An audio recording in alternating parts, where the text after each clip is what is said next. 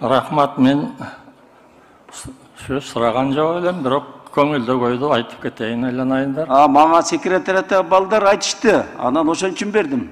Сиз делегат коноксуз, Конок. Конок. Конокторго дагы сөз берүү бизде каралган. Мақұл, рахмат. Буак басқан бурул тарыхыбызды эстеп, байыркы кыргыздар өзүбүздүн бүгүнкү биринчи курултайыбызды өткөрүп атабыз. Ушул курултайыбыз кут болсун, элдин оюн, пикирин, башын бириктирген жакшы жыйын болсун айланайындар.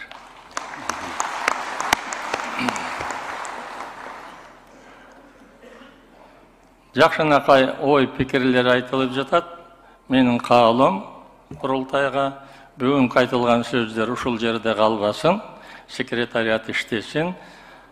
Биздин айрым ушул жердеги сүйлөп жаткан азаматтарыбыз өздөрүнүн ой пикирин президенти Садыр Нуркожоевичке берип жатат. Урматтуу жыйындын катышуучулары, бүгүн президентибиз өзүнүн кайрылышын жасады.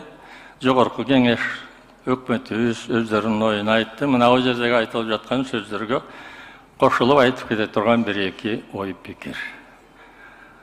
Эң эле негизи 30 жылдын ичинде ал болду, бул болду, мамлекетибиз башкаларга салыштырганда өсүш деңгээлибиз начар болуп баратат деп аны кайталай бергенде пайда чыкпайт.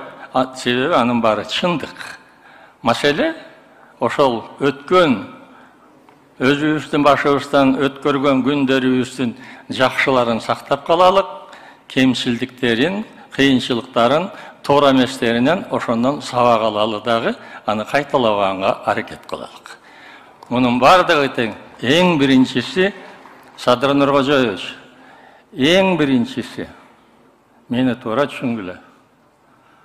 Мамлекет кургандан берки ушул убакка чейинки биздин кыйналышыбыз, кыйчалышыбыз эң эле биринчи иретте элдин күнөөсү эмес, биздин жетекчилердин күнөөсү, биздин президенттерибиздин күнөөсү, биздин өкмөттөрүбүздүн күнөөсү.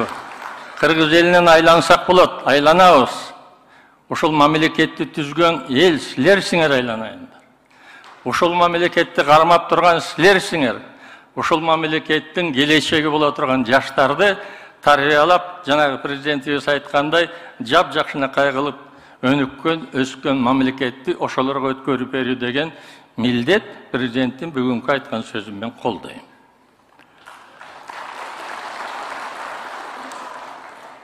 Көйгөйлүү бир маселе. Бүгүнкү күндө ар бир райондо, ар бир айылда, ар бир көчөдө өзүнүн маселелери бар. Бул туура. Ошонун баарын айтылып жаткан бул дагы туура. Бирок баарыбыздын көкүрөктөгү көйгөйүбүз бүгүнкү күндө бул Баткен. Баткенге атылган ок, Кыргызстанга атылган ок. Баткендеги жарадар болгон киши Кыргыздын жарадар болгону. Баткендин чегин бузганы, Кыргызстандын чегин бузганы. Ошол Баткенди, мына бул жерде жакшы сөз болду. Бүт Кыргызстанга ыраазычылыгын билдирип атпайсыңбы айланайын? Рахмат ошондой жакшы сөз айтканга. Бирок бүт кыргыздар, бүт кыргызстандыктар, баткендиктер силер менен сыймыктанабыз. Силердин чек арада туруп бергениңер, бул Кыргыздын туруп бергени. Ошон үчүн мен бүтөйүн. Садыр Нуркожоевич, туура маселе койдуңуз эле. Жылдын аягына чейин Баткен калыптансын деп. Өкмөт ошону ишке ашыргыла. Эгерде эртең дагы согуш болуп калса, үй дагы талкаланып калат экен, согуш бүткөндөн кийин, договорго кол коюлгандан кийин, анан кийин тургузалы деген туура эмес. Үй курулса, ошол үйдү ар ким өзү сактайт. Ар ким өзү коргойт. Президенттин айткан сөзү ишке ашыш керек. Кыргызстандын келечеги кең болсун, элибиздин биримдиги арта берсин, кылымдар бою сактап келген Кыргыз деген атыбыз түбөлүк болсун. Дүйнөдөгү мамлекеттердин ичинде, дүйнөдө мамлекеттер болуп турган мезгилде Кыргыз мамлекети болсун, дүйнөдө эл болуп турганда улуу Кыргыз деген элибиздин аты төөлүп болсун.